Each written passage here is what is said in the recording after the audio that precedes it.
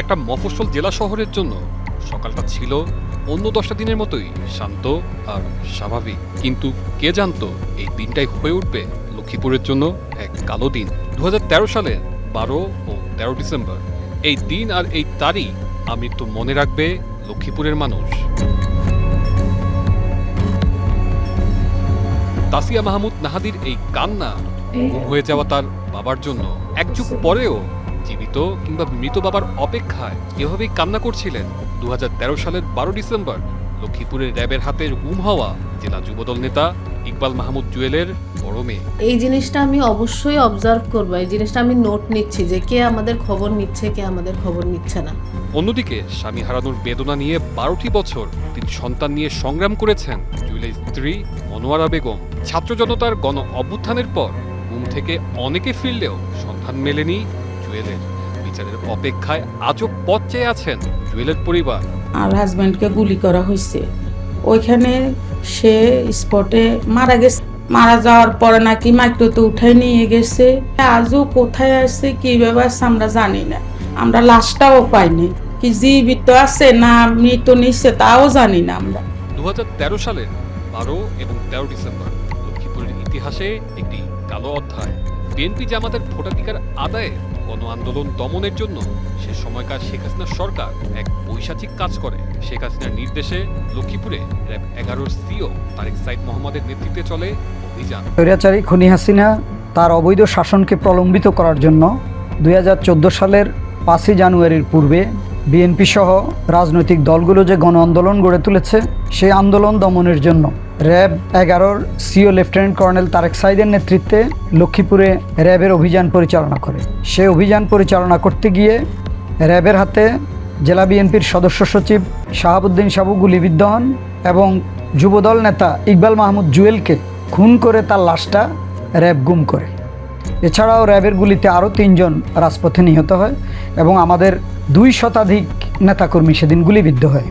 2013 সালের 12 ডিসেম্বর বৃহস্পতিবার সকাল লক্ষ্মীপুর শহরে জেলা বিএনপির সদস্য সচিব শাহাবুদ্দিন সাবুর বাসায় অভিযান চালায় র্যাব 11। এ সময় র্যাব সদস্যরা সাবুর পায়ে গুলি করে তাকে আহত করে। এ খবর মুহূর্তেই শহর জুড়ে ছড়িয়ে পড়লে শুরু হয় ঘটনার মূল সূত্রপাত। শাহাবুদ্দিন সাবুকে উঠিয়ে নিয়ে যাওয়ার চেষ্টা করেছিল।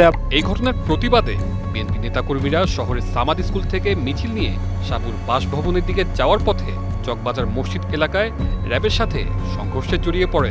এ সময় র্যাবের গুলিতে গুলিবিদ্ধ হয় যুবদল নেতা জুয়েল, ছাত্রদল নেতা নেসার।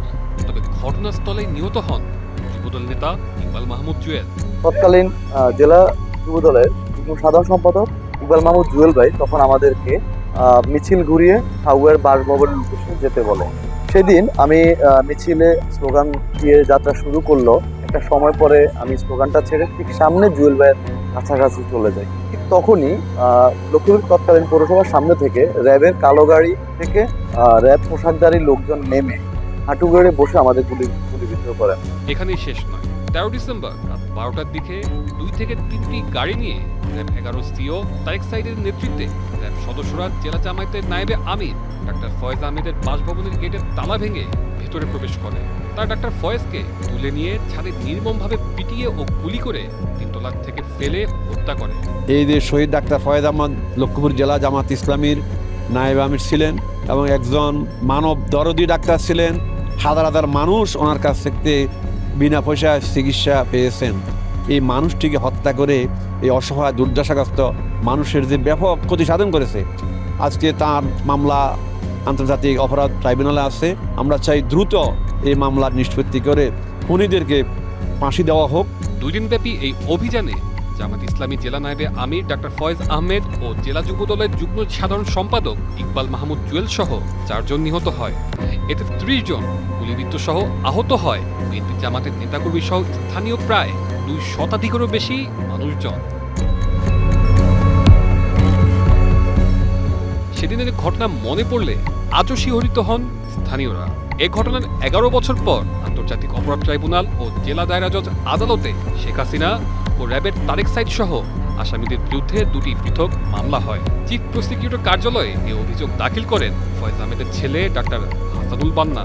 এবং পরবর্তীতে দীর্ঘদিন আমরা আইন শৃঙ্খলা অবনতি এবং নিজেদের অবস্থানে আমরা রাষ্ট্রীয়ভাবে থ্রেট পাওয়ার কারণে আমরা আইন শৃঙ্খলা পরিস্থিতির কথা বিবেচনা করে আমরা কোনো মামলা রুজু করতে পারিনি। সর্বশেষ সরকার পতনের পর আমাদের কাছে ইন্টারন্যাশনাল ক্রাইম ট্রাইব্যুনাল থেকে যোগাযোগ করা হয়েছিল। আমরা সেখানে একটা অভিযোগ দায়ের করেছি এবং বর্তমানে মামলাটি প্রক্রিয়াধীন রয়েছে।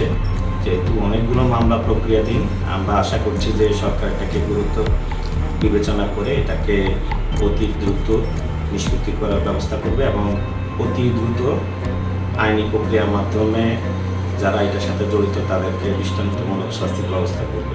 সেদিন রাজনৈতিক নেতাকর্মীদের পাশাপাশি গণমাধ্যম কর্মীদেরও গুলি করার চেষ্টা চালায় র্যাব সদস্যরা, এমনটাই জানান লক্ষ্মীপুর প্রেস ক্লাবের সভাপতি হুসাইন আহমেদ হেলাল। এটি লক্ষ্মীপুরের ইতিহাসে, শুধু লক্ষ্মীপুর না, সারা বাংলাদেশের ইতিহাসে একটি বড় ধরনের হত্যাযোগ্য ঘটনা ঘটেছে। আমরা এখনও সেই ঘটনা আমরা বলতে পারিনি। আজ পর্যন্ত সেই ঘটনাগুলোর সঠিক তদন্ত এখনো হয়নি। মামলা হয়েছে কিন্তু মামলার কোনো তদন্ত নাই, অগ্রগতি নাই। তারেক সায়েদ শুধু রাজনীতিবিদ নয়, সেদিন সাংবাদিকদের টার্গেট করেছে, কোনোভাবে ফুটেজ নিতে দেওয়া হয় নাই, ছবি তুলতে দেওয়া হয় নাই, বিভিন্নভাবে বাধা সৃষ্টি করছে সে। তো আমরা চাই এই ঘটনার সুষ্ঠু তদন্ত হোক এবং এর সুষ্ঠু বিচার হোক।